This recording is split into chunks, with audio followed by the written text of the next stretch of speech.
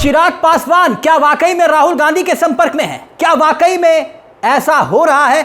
चर्चाओं की सच्चाई क्या है? क्या है सच्चाई? ये वैसे अफवाहें हैं या फिर इन खबरों में दम है, मगर सवाल ये आया कहां से? दरअसल इसके तीन आधार बताए जा रहे हैं। तीन आधार कौन से हैं जो संकेत दे रहे हैं कि बिहार में कुछ ना कुछ जरूर पक रहा है। पहला आधार ये जो सवाल आया, सवाल चिराग पासवान के जीजा से पूछा गया, जो सांसद भी हैं, प्रभारी भी हैं, अरुण भारती, बड़े चेहरे हैं। उनके सामने यह सवाल पूछा गया कि भाई बिहार की सियासत में बहुत शोर मच रहा है। पत्रकारों ने पूछा, बहुत शोर मच रहा है, राहुल गांधी के संपर्क में है क्या चिराग पासवान? बड़ी बात सुनिएगा, बड़ी बात, अरुण भारती ने इस सवाल के जवाब पर ना तो हां बोला और ना ही ना बोला।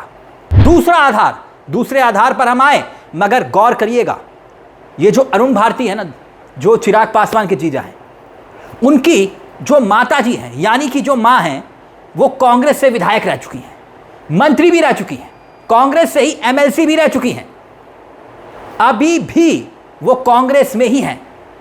ऐसे में क्या सम्मानजनक सीटें नहीं मिलती चिराग पासवान को, तो फिर कोई वो बड़ा कदम भी उठा सकते हैं। अब दूसरे आधार, हाल ही में अमित शाह ने बिहार का दौरा किया।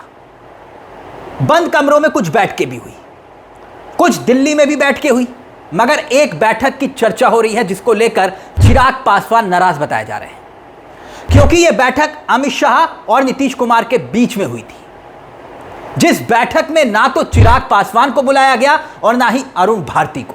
वो प्रभारी भी है, पार्टी के सांसद भी हैं।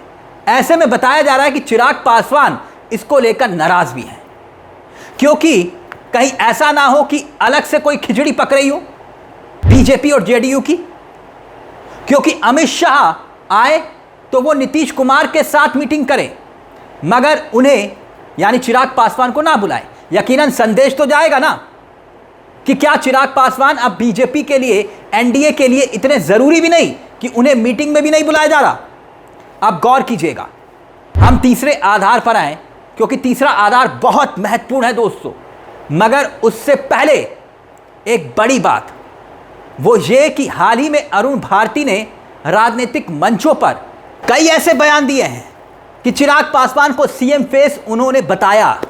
अब कहानी यही है कि अरुण भारती ने एक इंटरव्यू में यह तक कह दिया कि हमारी तैयारी 243 सीटों पर है, सभी सीटों पर चुनाव लड़ेंगे। बिहार में सिर्फ, अरुण भारती ने कहा, बिहार में सिर्फ 4 पार्टियां हैं जो 10% वोट हासिल करती हैं।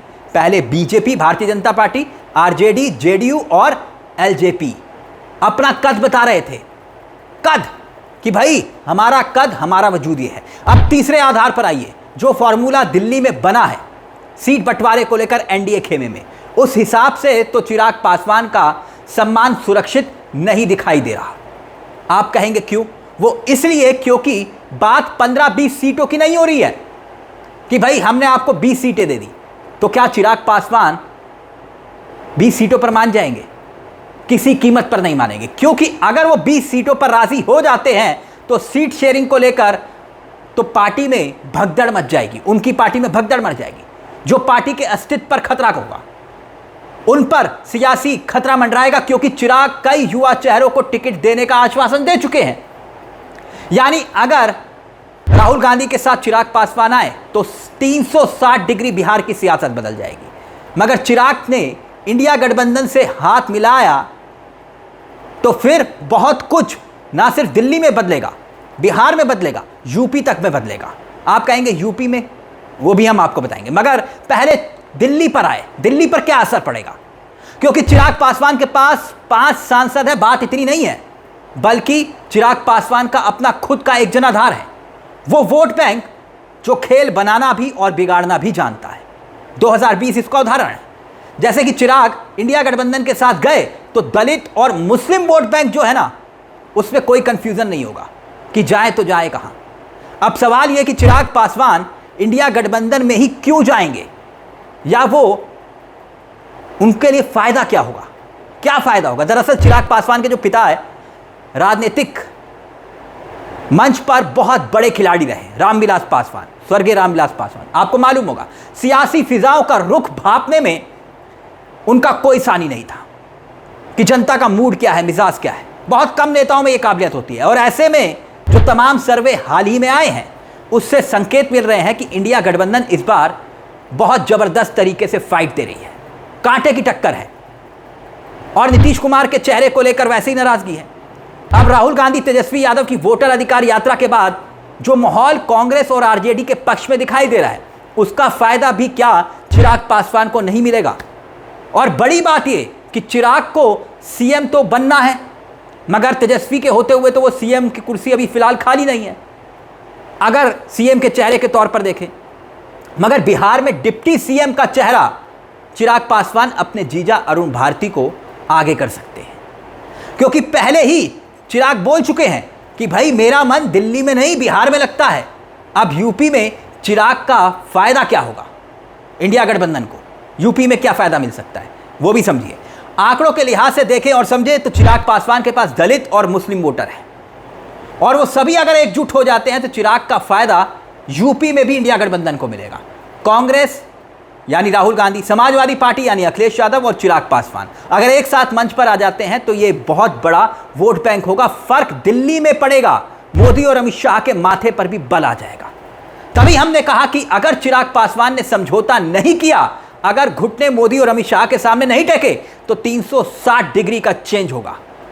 और गेम चेंजर में भी चिराग पासवान दिखाई दे सकते हैं। चिराग पासवान ने हाल ही में एक बात बोली थी दोस्तों, चलते चलते बता देता हूं। एक हाल ही में इंटरव्यू में उन्होंने कहा था कि मुझे सीटों की संख्या से फर्क नहीं पड़ता, लेकिन जहां मजबूत है वहां लड़ेंगे। और तभी अरुण भारती ने कहा था, बोला था कि जेडीयू पर बाकायदा निशाना साधते हुए 2019 में 2 सांसदों वाली पार्टी को 17 विधानसभा सीटें मिली और सभी जीती। 2024 में 1 सांसद वाली पार्टी को 5 लोकसभा सीटें मिली, सभी जीती।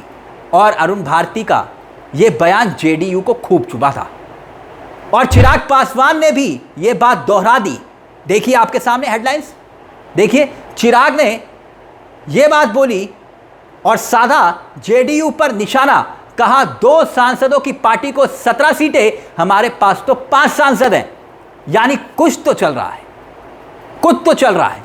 चिराग पासवान याद दिला रहे हैं जेडीयू को 2019 के लोकसभा चुनाव में जब सिर्फ 2 सांसद की पार्टी को लोकसभा चुनाव में 17 सीटें मिल सकती हैं। अब गौर कीजिए, 2014 के लोकसभा चुनाव में जेडीयू की सिर्फ 2 सीटों पर जीत हुई थी, लेकिन 2019 में जब वो एनडीए में शामिल हुए तो 17 सीटें मिली। और 2020 में तो आप जानते हैं कि नीतीश कुमार की लुटिया डुबोने में चिराग पासवान नंबर 1 पर थे और चिराग पासवान ने अकेले दम पर नीतीश कुमार को दिन में तारे दिखा दिए थे। तो इसलिए चिराग पासवान जरूरी भी है और मजबूरी भी है। इस मुद्दे को लेकर आपकी क्या राय है दोस्तों? क्या वाकई में चिराग पासवान राहुल गांधी के संपर्क में हैं? इसके आधार हमने आपको बताए। हो भी सकता है राजनीति संभावनाओं का खेल है, कुछ भी हो सकता है। इस मुद्दे को लेकर अपनी राय हमें कमेंट बॉक्स में जरूर बताइएगा। मुझे तिलक चावला को दीजिए इजाजत। चलते चलते दरख्वास्त, हमारे चैनल को सब्सक्राइब करना मत भूलिएगा, क्योंकि यह मंच आपका है। नमस्कार, जय हिंद, जय भारत।